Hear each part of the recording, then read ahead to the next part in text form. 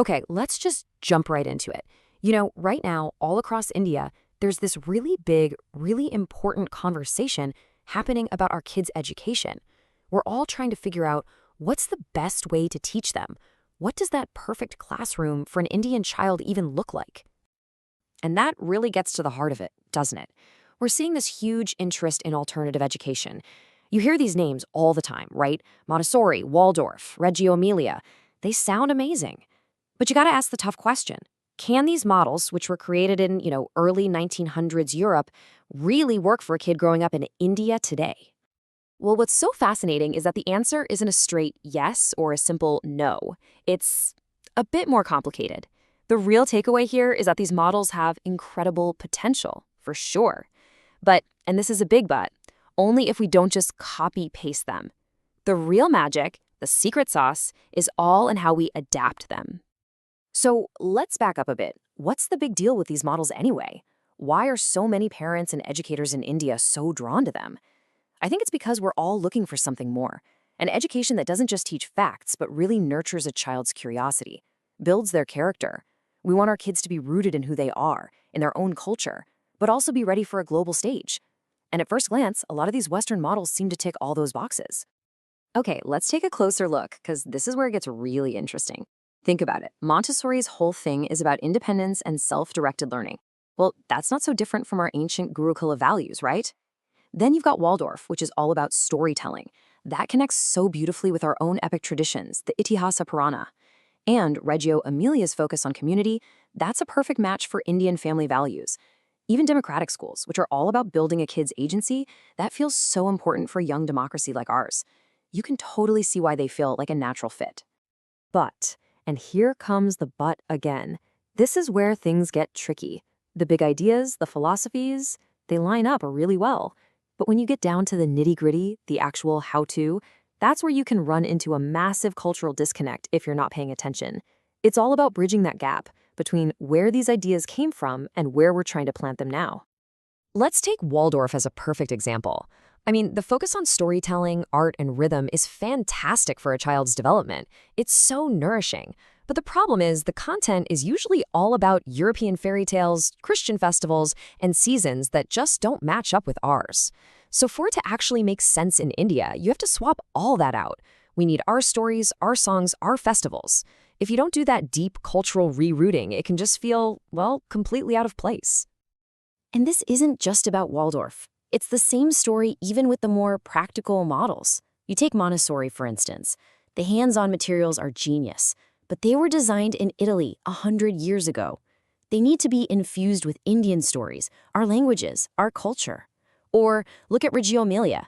It relies heavily on teachers documenting everything. That's a great idea, but is it really practical given the workload of most teachers in India? It's all about making these things work in the real world right here.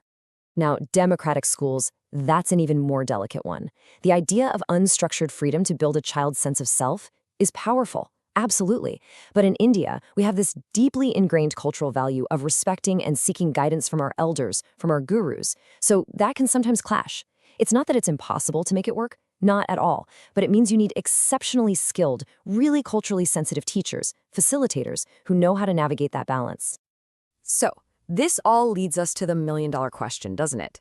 If adapting is the name of the game, what's the key? What's that crucial piece of the puzzle that lets us take these amazing global ideas and truly weave them into the fabric of Indian life? And the answer, it turns out, is something that's been right under our noses the whole time. Indian Knowledge Systems, or IKS for short. And this is so important. It's not just some extra subject you tack on at the end of the day. No, it's the very foundation. It's the soil that can help these foreign models grow Indian roots. Okay, so what do we even mean when we say Indian knowledge systems? Well, think of it as this incredible treasure chest of knowledge developed right here on our land over thousands of years. We're talking about everything from the deep science of Ayurveda to amazing philosophies, from mathematics and linguistics to our incredible traditions of oral storytelling. It's huge. And just look at what IKS brings to the classroom. It's not just old stuff. It gives us powerful ways to teach, like the Gurukula mentor-student model. It offers this deep wisdom about living in harmony with nature and real practices for building resilience and empathy in kids. It's a whole universe of Bharatiya stories, arts, and a real appreciation for local crafts and skills. It's like the Western models provide a great container, a great structure, but IKS provides the rich, nourishing food to fill it with. Okay, so let's put this all together. What's the vision here? How do we actually do this? Because this isn't just some nice idea. It's a real, practical blueprint for creating a whole new kind of education in India. This really gets to the heart of it all. What we want, what we need, is to raise children who are two things at once. They have to be ready for the future, creative, able to think critically, collaborative, but they also have to be grounded in their culture, ethical, empathetic, connected to their community and their heritage. A lot of these global models are fantastic at that first part, but if we're not careful, they can weaken the second. The real vision is to have both.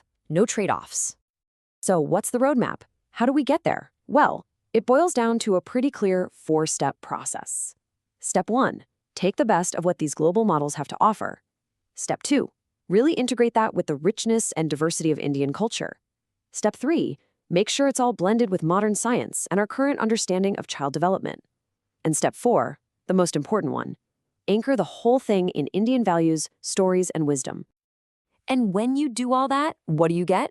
The result is something so powerful, and you can say it really simply. We create children with global minds and Indian hearts. They can confidently step onto any stage in the world, but they'll always know who they are and where they come from. And maybe the most incredible thought to leave you with is this. This whole journey, it's not really about inventing something brand new out of thin air.